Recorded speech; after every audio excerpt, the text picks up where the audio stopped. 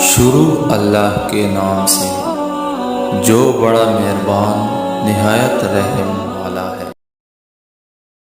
السلام علیکم ورحمۃ اللہ وبرکاتہ۔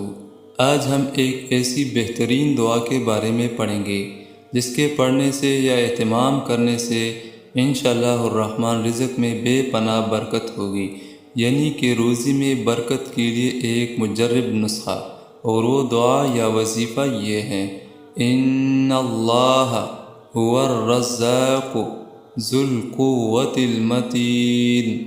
اس کا ترجمہ یہ ہے: بے شک اللہ ہی روزی دینے والا، بڑی قوت والا، زبردست ہے۔